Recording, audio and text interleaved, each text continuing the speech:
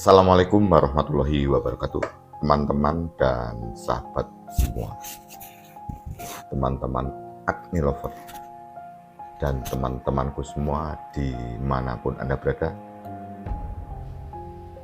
Mudah-mudahan kita selalu dalam keadaan sehat walafiat, kita selalu mendapat perlindungan dari Tuhan Yang Maha Esa.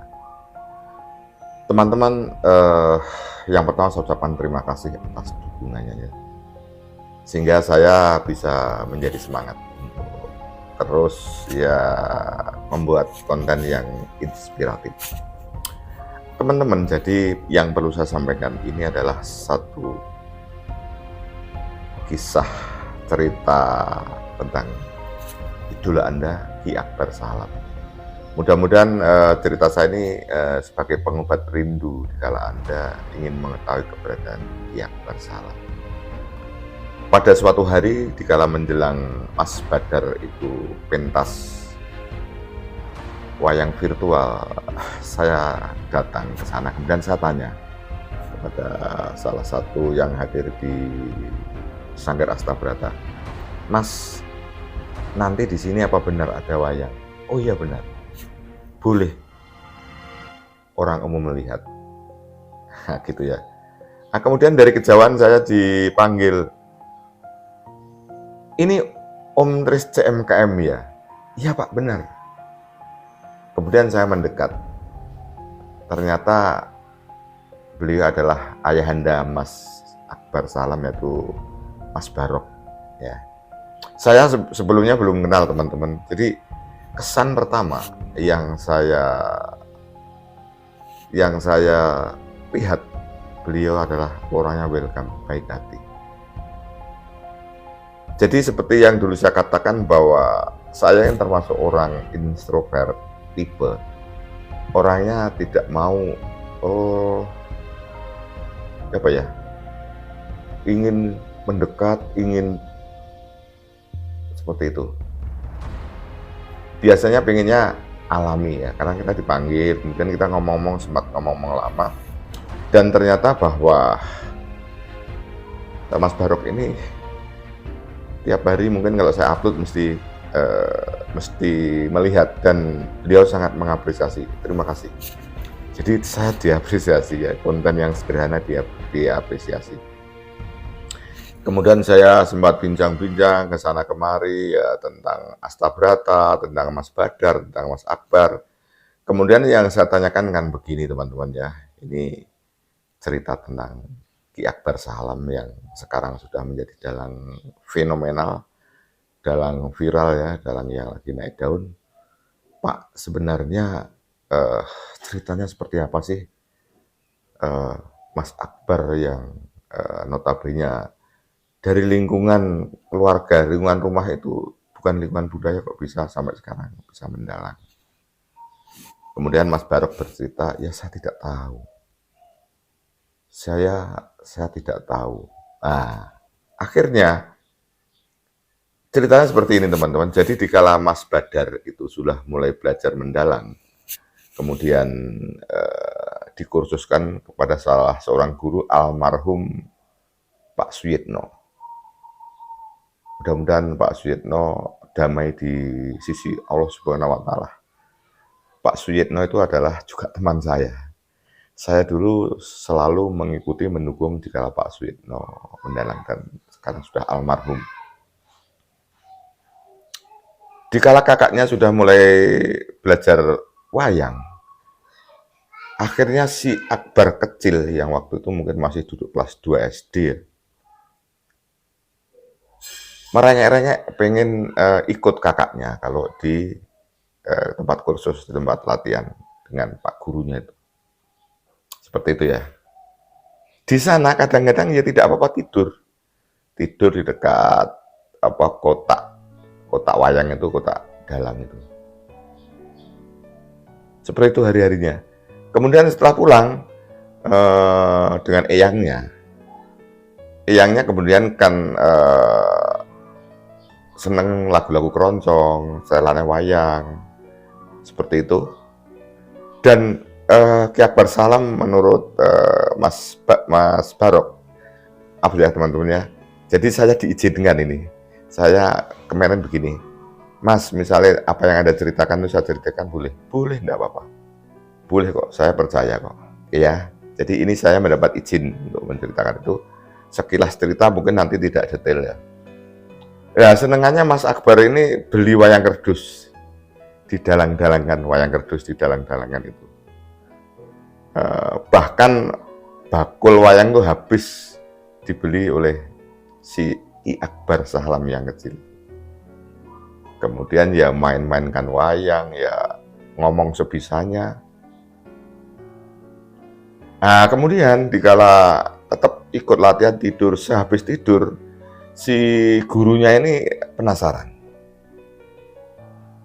Edik, kamu pengen belajar dalang ya? Tersenyum dia, manduk-manduk. Coba sekarang, bisa kamu ngeprak wayang? Ya, bisa kamu ngeprak wayang. Jadi keprak itu kecek gitu ya. Akhirnya dia mau. Tidak disangka-sangka, ngepreknya bagus. Ngepreknya bagus, iramanya bagus ya. Sang guru kaget, loh ini anak kok seperti ini ya. Padahal dia belum pernah sama sekali. Gitu teman-teman ya. Maka saya sering bilang kan bahwa seorang seni itu biasanya harus bakat. Ya, seni itu harus bakat pembawaan sejak lahir.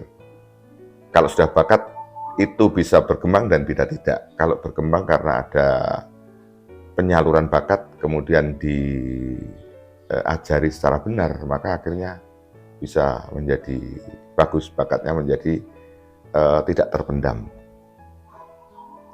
Gitu ya. Kemudian saya tanya, Pak Barok, sebenarnya garis nasab itu garis keturunan ya. Saya penasaran teman-teman, garis keturunannya itu apakah ada yang seniman, ya, gitu ya.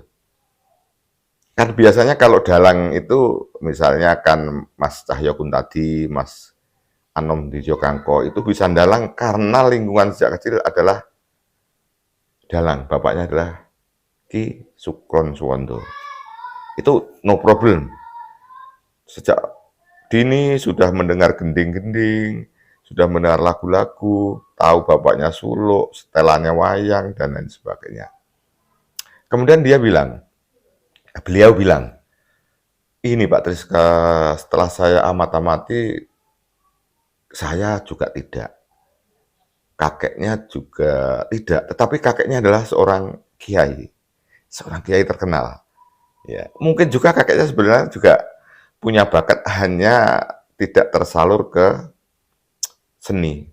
Seperti yang katakan tadi, punya bakat tetapi tidak disalurkan. Kakeknya adalah seorang kiai. Maka tidak salah kalau Mas Badar ini senang ngaji dan dia juga tertarik dengan dalang, dengan lakon yang dengan nuansa religi, sehingga waktu menampilkan tentang Kiai Jawaluddin di SMA 1 menurut saya sukses. Tradisinya kena, kemudian santrinya kena. Seperti itu ya. Kita teruskan. Setelah ternyata si Akbar kecil ini pengen dalang terus, ayah bundanya tidak mengizinkan. Tidak menyetujui, karena memang yang pengen dulu kan Mas Badarnya ya. Dorongan kuat dari hati.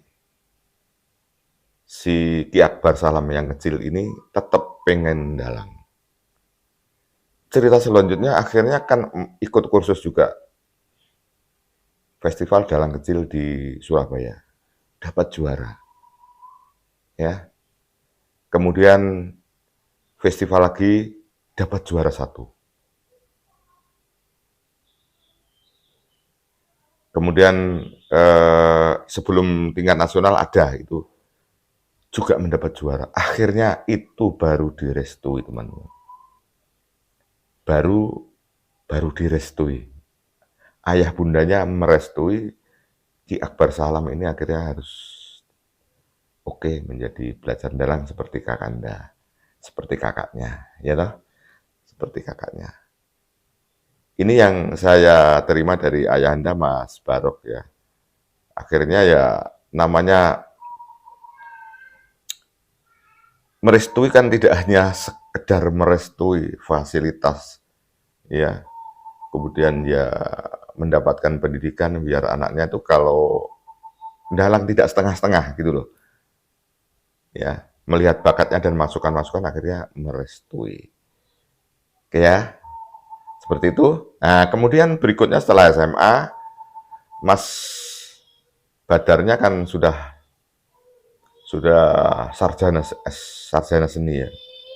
Mas Badar sarjana seni, bahkan sekarang sudah S2, jadi tingkatannya Mas Badar ini sudah penciptaan tentang teater dunia pewayangan dan eh, mengkreasi wayang-wayang itu biar bentuknya lebih bagus dan tidak monoton sehingga sangat menarik.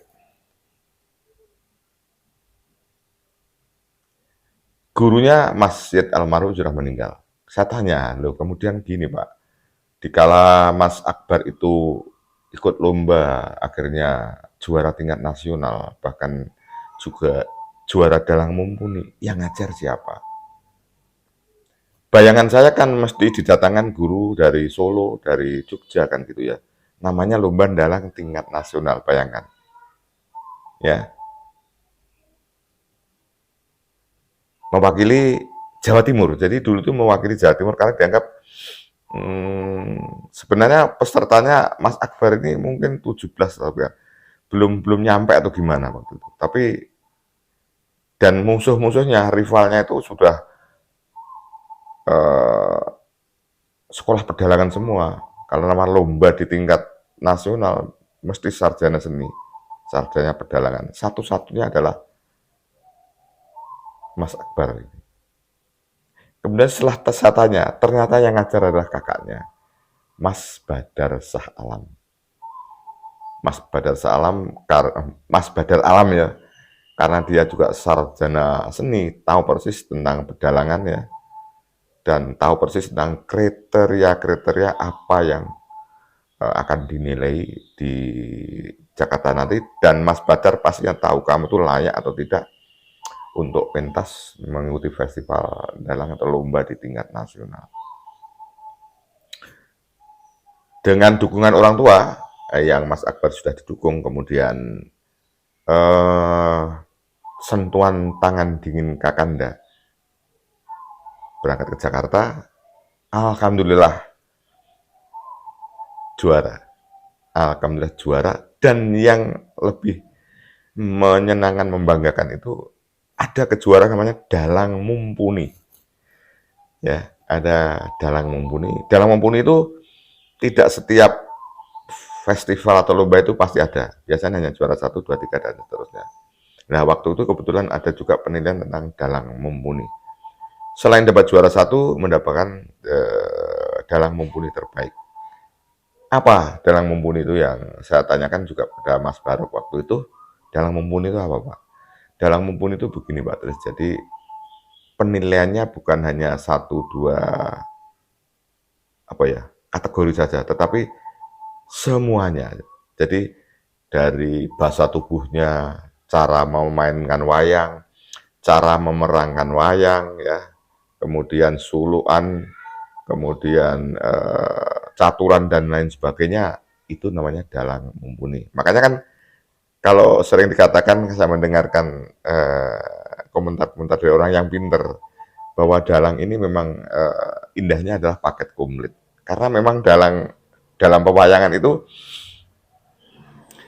banyak segmen ya, dari drama, kemudian nyanyi, kemudian syiar, kemudian apa ya, tuntunan dan lain sebagainya.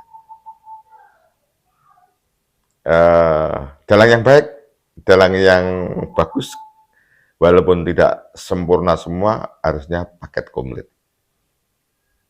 Seperti contoh misalnya kan begini, paket komplitnya antara lain kelebihan Mas Akbar ya. Sebagai dalang, dia punya keberanian untuk menyanyi. Menyanyi itu udah gampang lah, tidak semua dalang bisa menyanyi seperti Mas Akbar.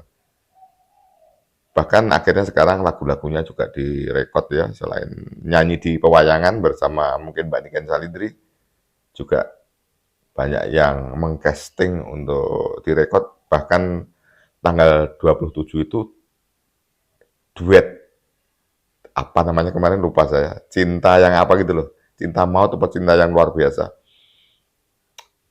Kan belum ada ya, namanya Dalang diundang untuk menyanyi. Ini luar biasa teman-teman. Jadi maksudnya kita tidak melebih-lebihkan ya. Kita sebagai orang yang dewasa sangat bangga ada anak muda yang seperti itu, dan yang jelas menginspirasi pada generasi-generasi berikutnya bahwa sesuatu bakat yang ditekuni akhirnya akan mendatangkan manfaat. Kira-kira itu ya teman-teman ya, yang bisa saya sampaikan. Mudah-mudahan video saya yang sederhana ini bisa mengobati rindu Anda tentang idola Anda, yaitu Ki Akbar Sahlam. Demikian teman-teman, ada kurang lebihnya, ada salahnya, saya minta maaf ya. Akhirnya, wassalamualaikum warahmatullahi wabarakatuh. Sampai jumpa.